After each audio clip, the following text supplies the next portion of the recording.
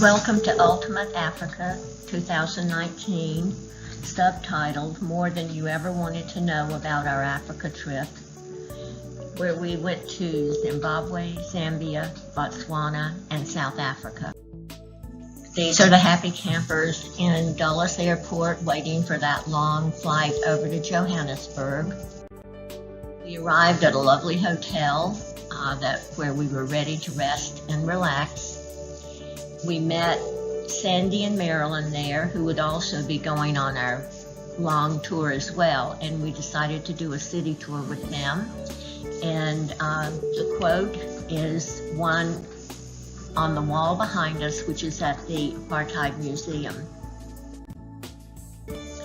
This museum was very well done, with a lot of interest paid to Nelson Mandela, as one would expect, but also given to many of those who struggled against apartheid with him. One of our favorite installations was this one, and you can see that it's a picture of Mandela, but also there are sayings on each picture, and each one is written in a different color. And the point was to read all of them and select the one that resonated most with you. And then, as you can see here, I chose the blue one. And then you would go to one of these baskets containing rods and choose a rod of the same color and place it in the holders for those. And you can see that it's the great variety of color, and a lot of people have done this. So it's really quite thought-provoking, as well as the whole museum. You could spend much more than an afternoon there. There was a lot to see. And from there, we went to the Walter Sisulu Square, which was the place where the Congress of the People drew up the Freedom Charter in 1955, which focused more on freedom for everyone and everyone being treated fairly, as opposed to apartheid that had been in place for so long. Javo, our guide, had been on his own since the age of 9. He lived in Soweto and continues to live in Soweto, but he is affiliated with an international youth association. He's traveled and studied in Germany, in the States, and he goes back home to try to help young kids in his own home, in his own community. So he was a very inspirational young man to spend some time with.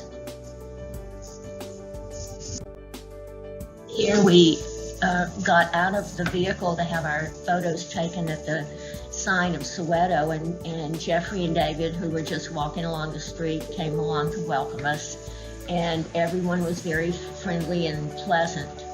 This is something you don't think about Soweto, but there are people who have gotten out, worked hard, and have made a life for themselves out of the ghetto, so that was an interesting aspect of it. From there, we went to the Mandela House, and as you could see, it was very basic. It was interesting to see some of the things on the wall and on the desk, and I especially like this one with his dog.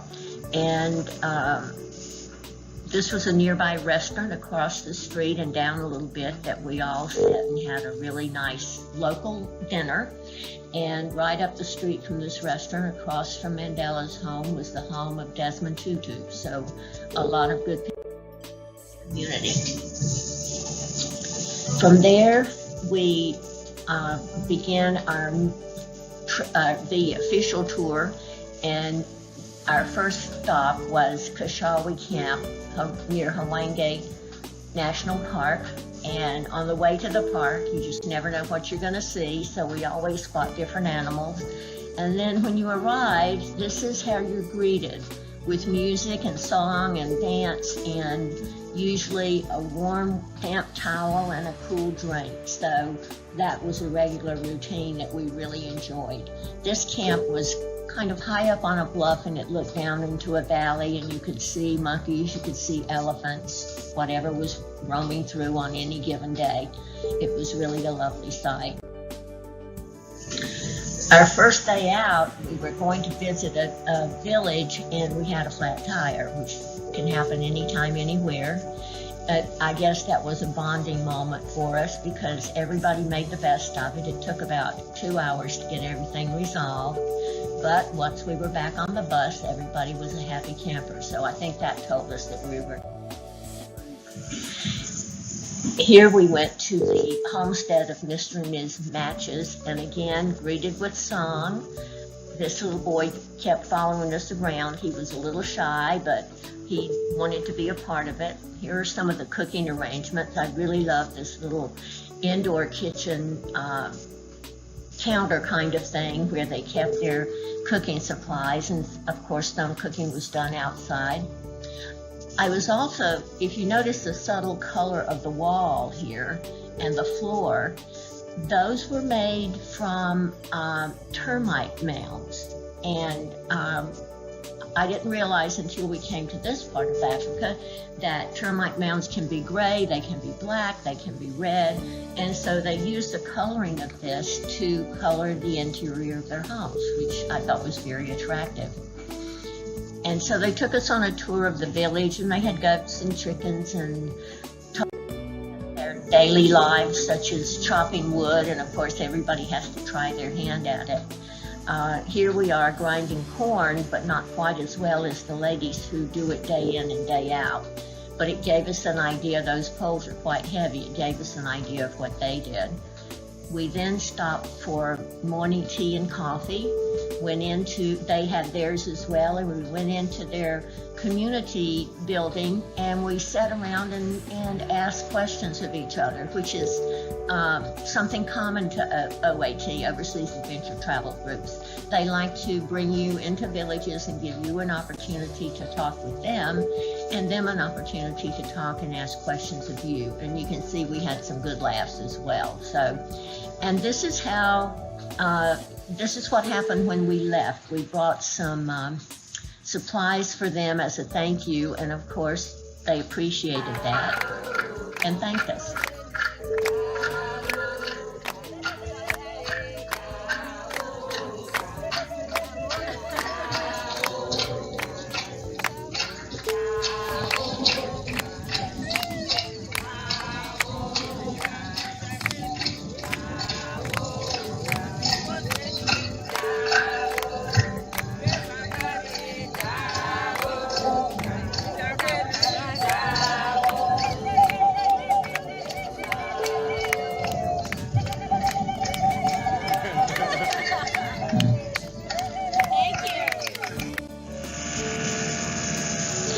It was in Kashawi camp that we had a close encounter with elephants.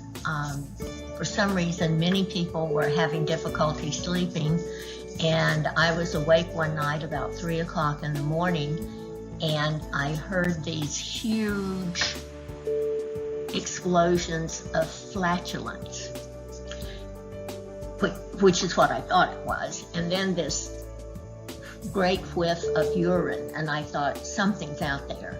So I got up and went to the window and looked out, and there were about 4 elephants between our camp, our tent, and the next tent. And so I'm just sitting there watching, not doing or saying anything, just kind of loving every minute of it. And the guy in the other tent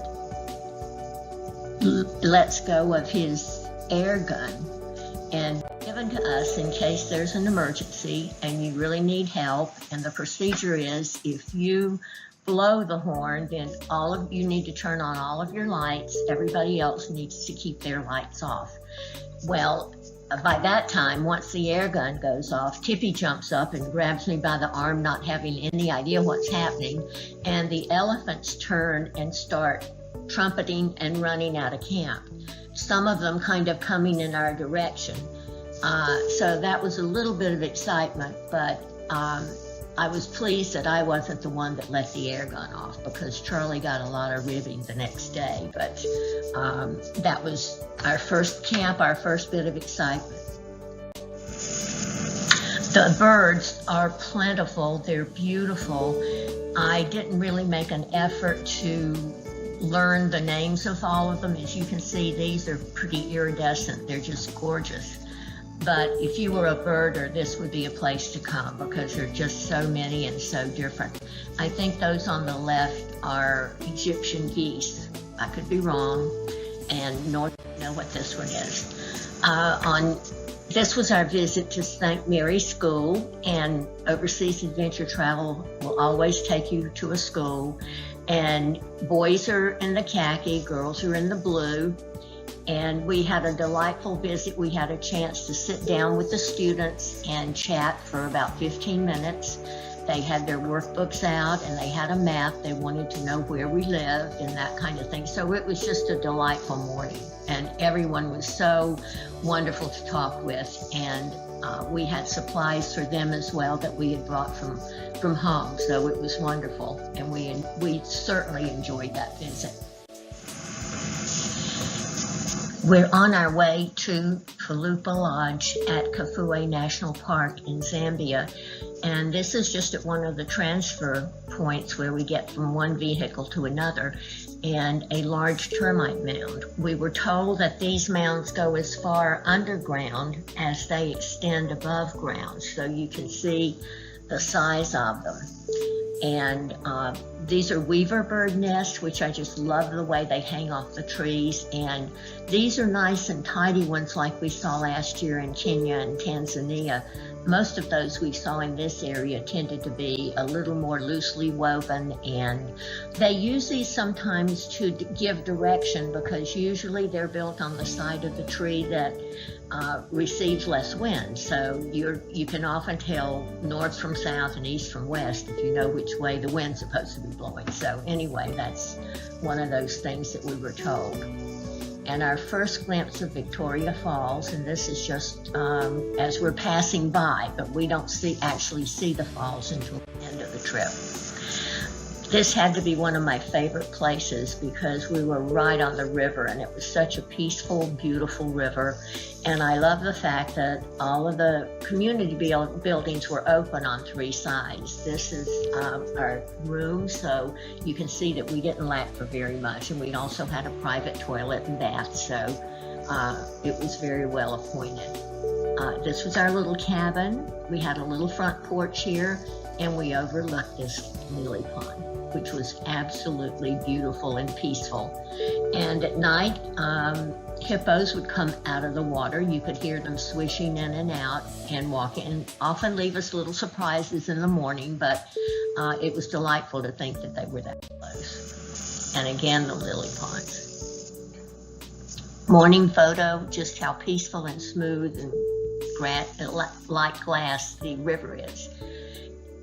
This camp had its own resident warthogs. This was Lulu and her babies, and they slept under the porch of cabin number 4 and provided quite a little scare the first morning they woke up.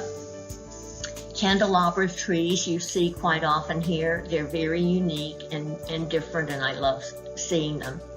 This is a wild hibiscus. They also had wild sage, which smelled wonderful. They had huge bushes, and you could just smell it as you drove around.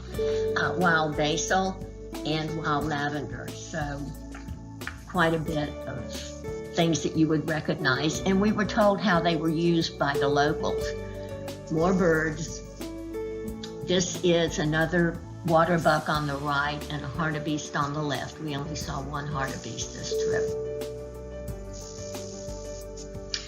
This is the type of vehicle that we drove in, and the interesting thing here is that this little container at the back that's smoking, they're burning dung to keep away the bugs and the insects and the tsetse fly and that kind of thing. So just a little tidbit of information.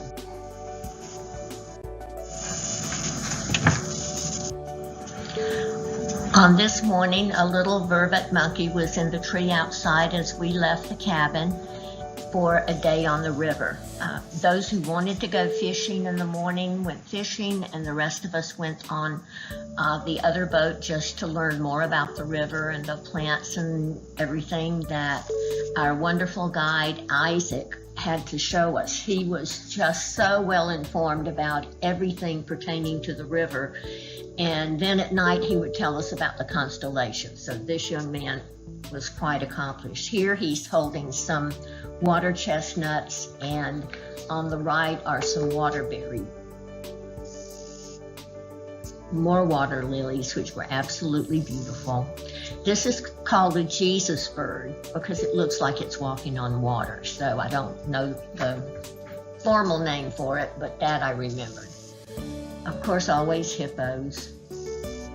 And here Isaac again is telling us about the termite mounds. And these are quite heavy. It was interesting to hold one because otherwise you didn't have a sense for how heavy they were.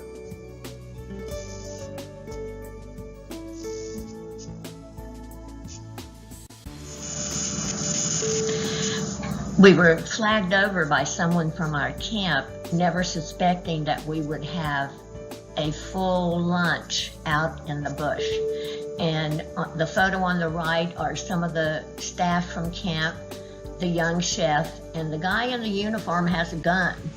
So it was very comfortable and relaxed. But as we were eating, some animals did pass by, but none very threatening. These are little stands to wash and clean your hands, and we had a full bar, and the chef cooked under a huge tree, and it was enclosed with greenery, as you can see pretty much, and everything smelled wonderful. This young man is only 23 years old, and he was an excellent cook. And here's some of the staff with Tippy.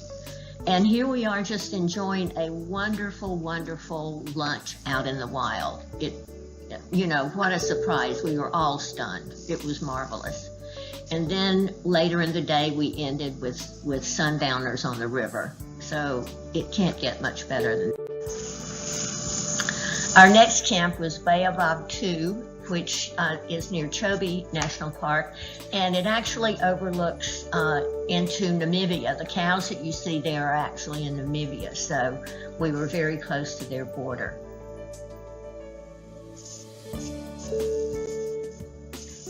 Sable antelopes are rare and sometimes difficult to see, but we did see them several times. Zebras with wildebeest. Zebras and wildebeest and zebras and waterbuck tend to travel together. And so zebras seem to get along well with a lot of different animals, which is interesting. Little baboon baby and another baboon, and more birds, including this little black squarish looking thing with fuzzy top. That's actually a bird. So never be surprised at what you see. Sundowners again, overlooking a beautiful view in Botswana. More of Botswana scenery, beautiful scenery. This just shows you a little bit about how the guides know where animals are. They do it the old-fashioned way, by tracking.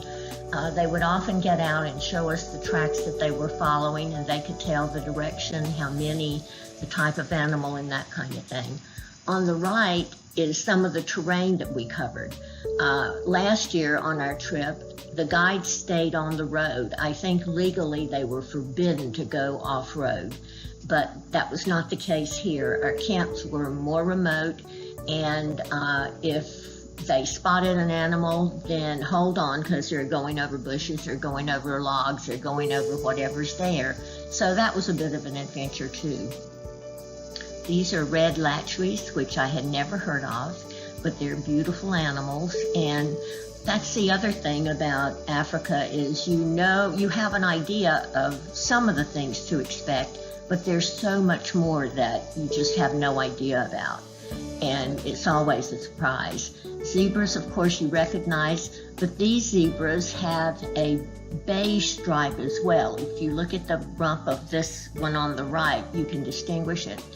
And it also gives them kind of a darker appearance overall. The giraffes seem to be a little more muted in color. The one on the right is an older giraffe, and they darken as they age.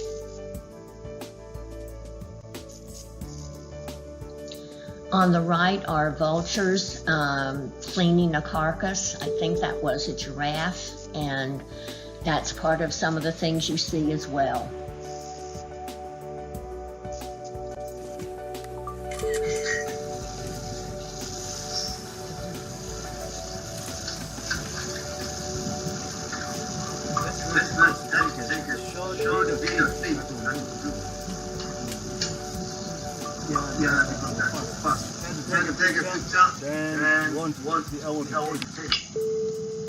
I left the sound on because I wanted you to hear how quietly they move. I think that was one of the astonishing things to me, is that there could be so many animals together, but they were so quiet and silent. It really does give you a real reverence for them in some way.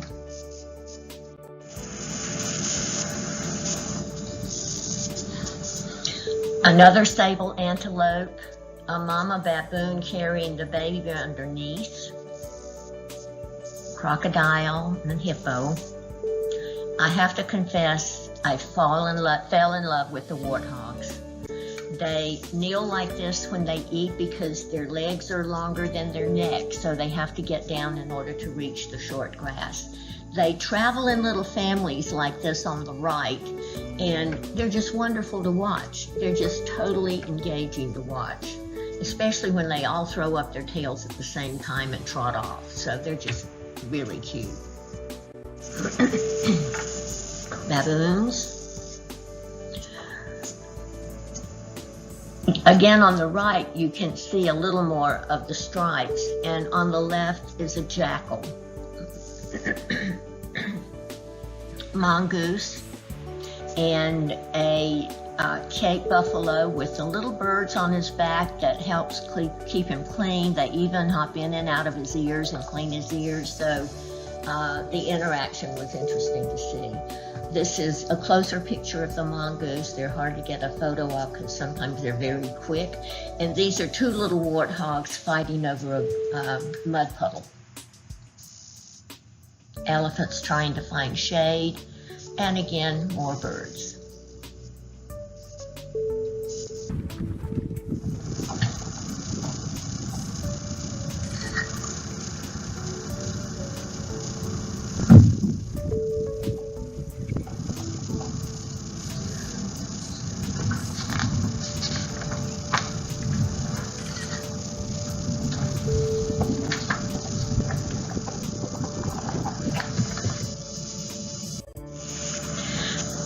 Tippy and I are professed tree huggers, so we had lots to appreciate while here.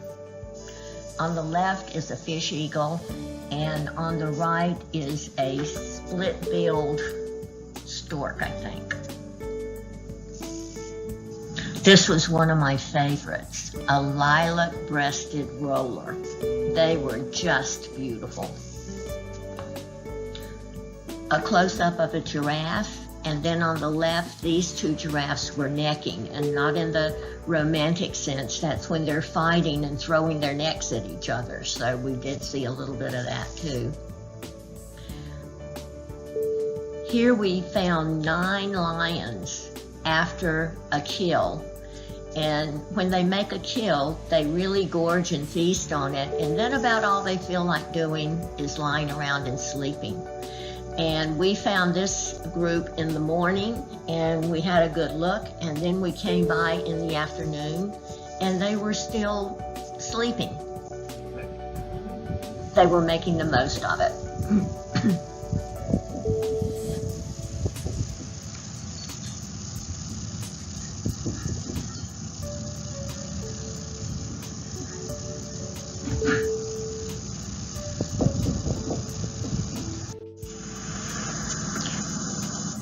We found a couple of hyenas that were intent on eating something. We couldn't quite determine what it was, but we did get some good photos.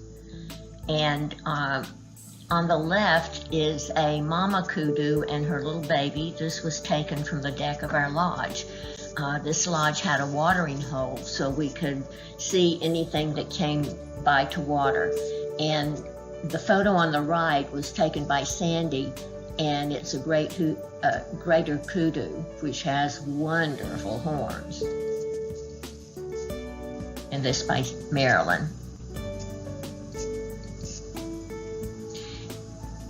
This is one of the favorite photos that I took, and it's a hornbill of some kind, but just with the greenery and the bill and the bird, I was really pleased with that photo. Every afternoon around 3 o'clock before we went on our late game drive, we had some kind of informational gathering. Here, O'Brien, our guide for the whole trip, is giving a presentation, but many of the other staff members of the lodge or the camp would tell us their stories.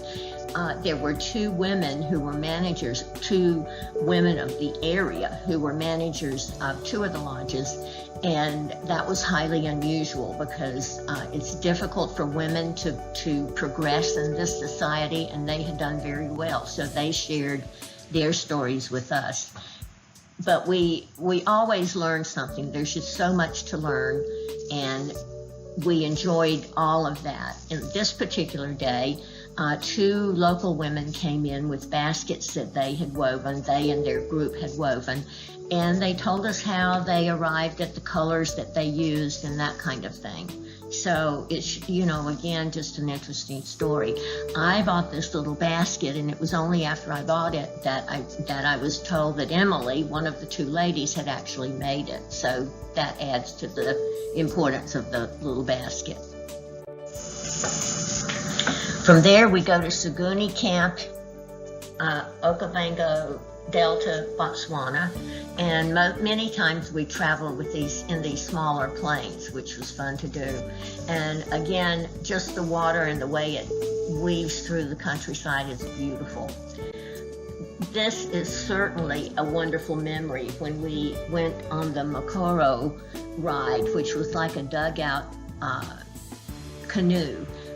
These are not original. These are made of some material, not wooden, but it gives you a good idea of what it would be. And this was just so relaxing, so beautiful. And we were at eye level with the hippos and the gators and whatever. So it was just totally delightful.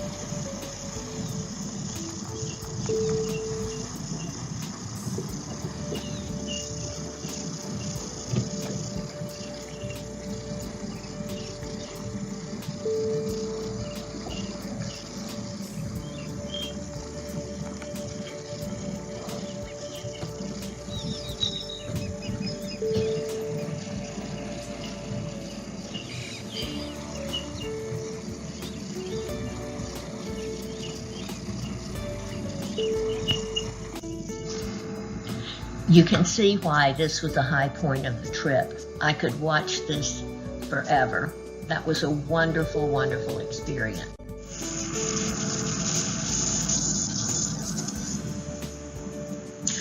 On this particular afternoon, we found two lions, which the guides knew of. This lion, I think, was about 7 years old. He had one eye missing.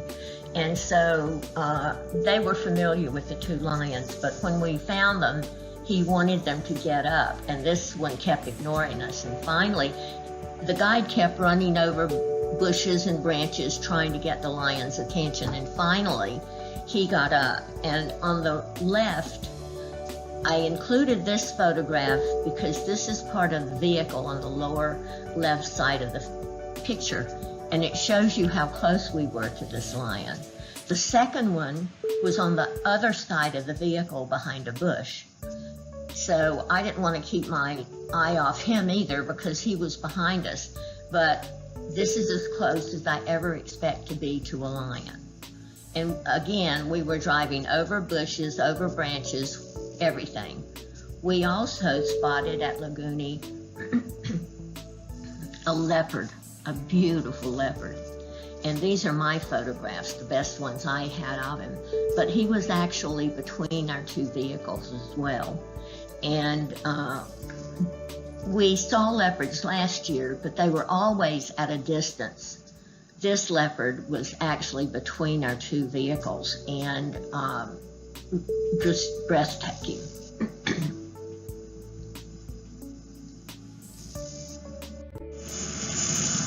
And we're leaving Saguni Camp. This young couple from South Africa managed the camp, and they were delightful. And I have to say before I leave this camp that one night we had a very sudden, tremendous storm. And it was so fierce that it blew a lamp and a glass off the bedside table. So when this happens, we jump up, Tippy and I jump up, and we zip up everything, and then we think, well, there's so much blowing around, maybe we need to unzip it so the air can go through and not lift us up, and which we did. And it was so fierce that Tippy pushed her bed closer to mine to be away from one of the windows. And I said, Tippy, I think we need to keep the beds apart so that if things start falling, if the tent starts falling, we can get down in the crevice between. We can get down on the floor and the beds will protect us. I mean, that's really how quickly and how severe it was.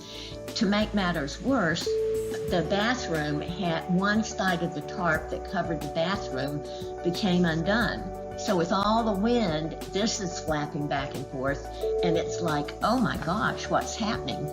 And our tent was the furthest out from camp that particular night, so it's not like anybody else was that close by to help or could during the storm. So that was just another bit of adventure that happened before we knew it.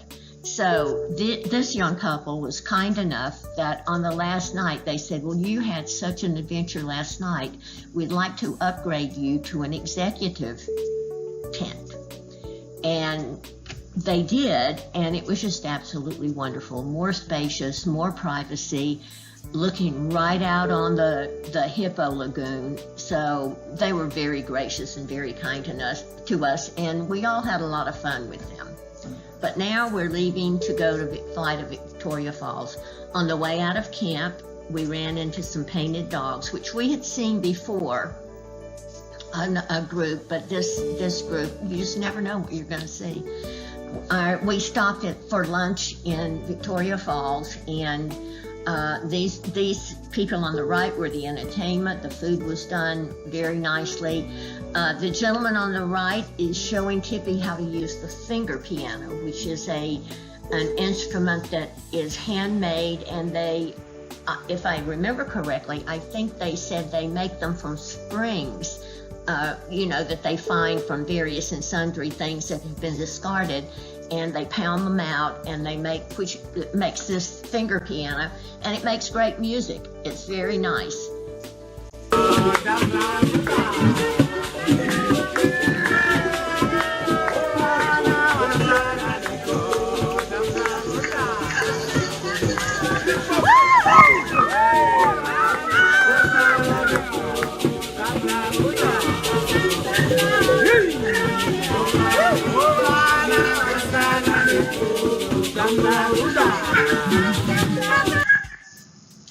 You can see that we had a group that really enjoyed connecting with people and having a good time. So that was the after lunch activity. Here we actually and finally get to see Victoria Falls, which is very, very impressive. And the falls cover a distance of about a mile. There are something like 12 viewing areas, and the water falls into this very deep ravine or crevice, and a lot of condensation and mist is generated from that. When we went to view them, you're given raincoats, so you can, when it gets really bad, you can use your raincoat. But it really was impressive and beautiful.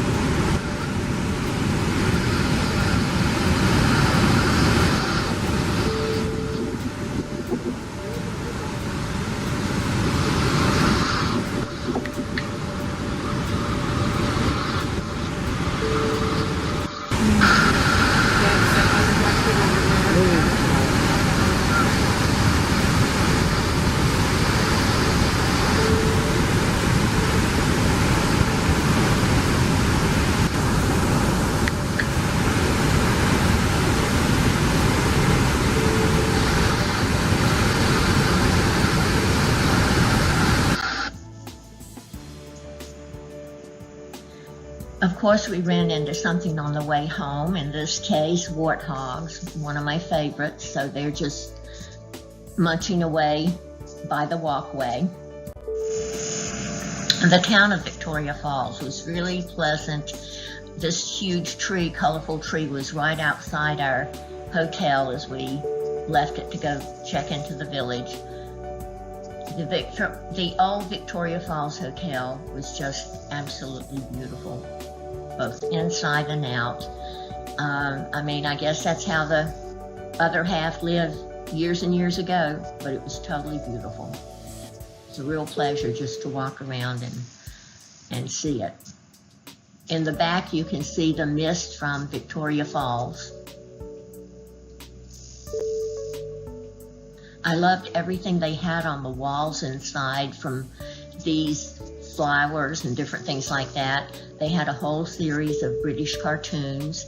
They had about 4 large photographs showing all the resources that the British Empire got from other countries, which was very interesting to see.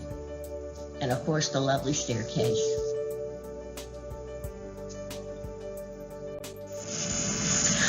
On the way home from the hotel, we talked with these 2 vendors. Everybody has a smile on their face. Everyone is so welcoming.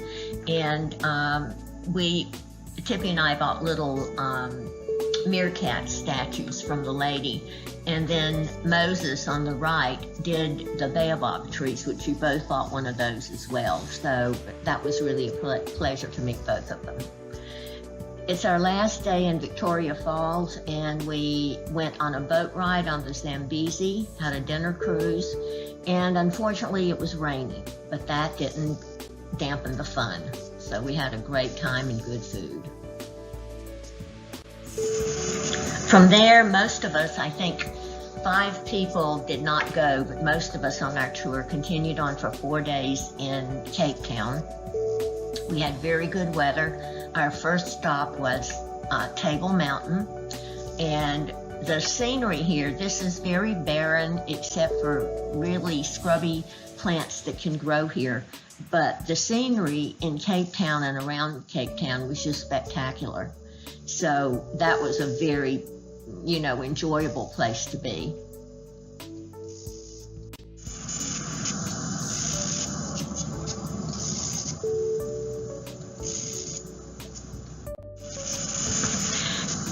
We're on our way to the Cape of Good Hope. Again, more dramatic scenery.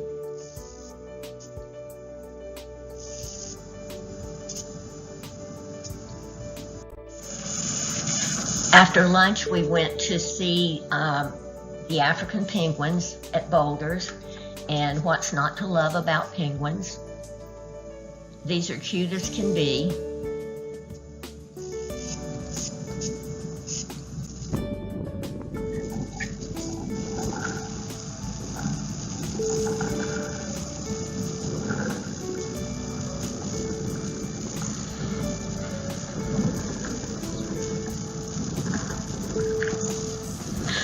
We watched this little guy run up and down that hill, bringing nesting materials to his mate. It was just absolutely wonderful.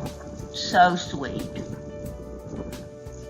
You can see some of them digging in the background to make their nest too.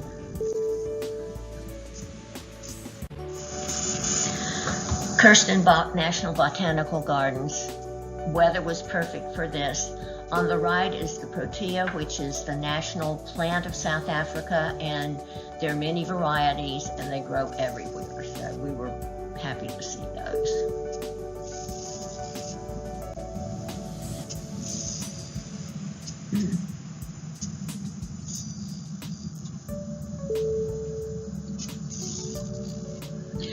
These trees were planted by early settlers to keep the natives from coming onto their property to steal cattle.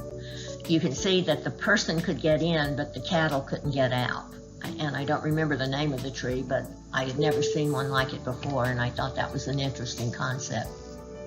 Love the walkway above the tree canopy. That was wonderful. Another type of protea.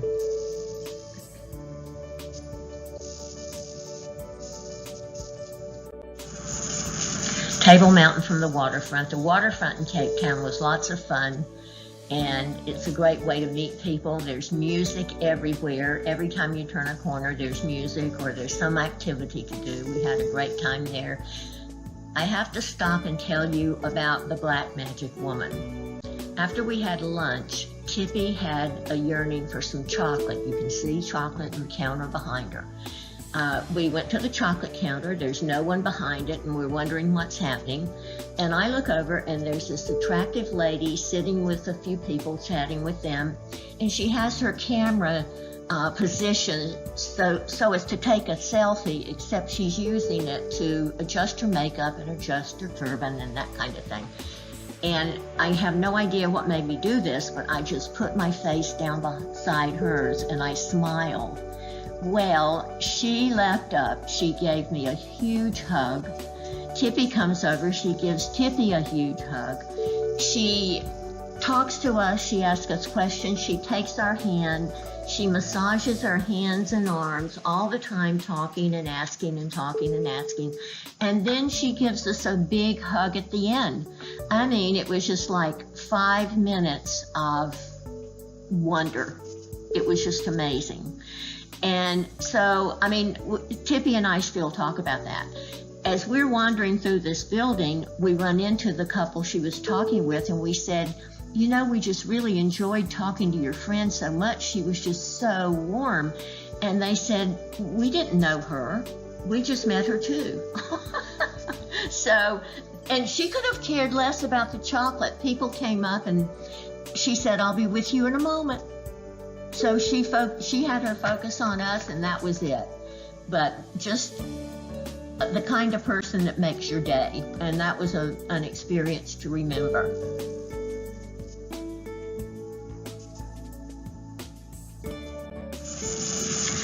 Cape Town from the rooftop bar. And this is Sandy's wonderful photo of Cape Town. Just beautiful. And the clouds would roll in and out. It seemed like the weather could change in a second, but it was beautiful when the clouds rolled in. The next day we went wine tasting in Stellenbosch wine country. Again, different scenery, but still beautiful. Our favorite winery was Dornier, and this young lady was delightful. She took us on a tour and then we had a tasting. And the plan was to go into town and browse around and have our lunch individually, but we wanted to go to the bodega that was on the property of the winery.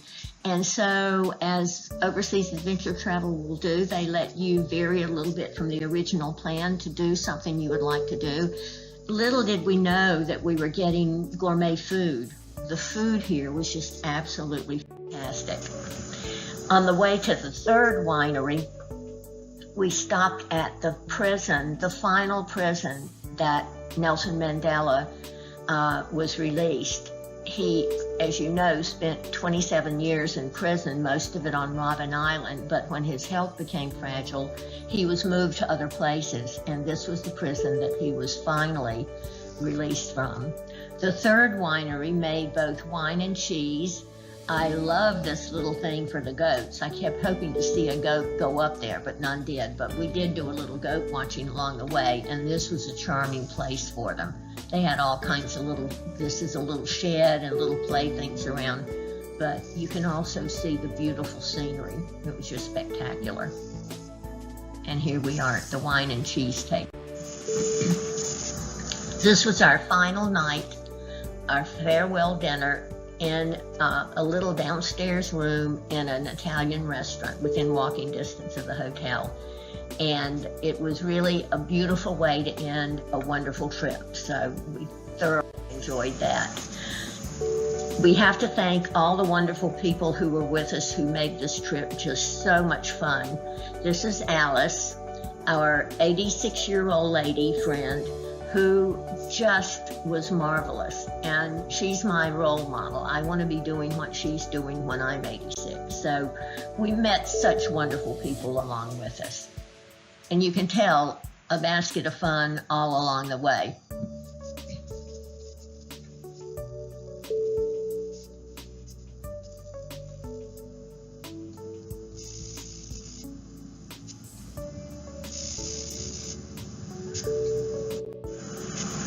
A special thanks to our wonderful guide, O'Brien, and all the drivers, guides, chefs, everybody who made this trip fantastic for us, who worked very hard to make it fantastic for us.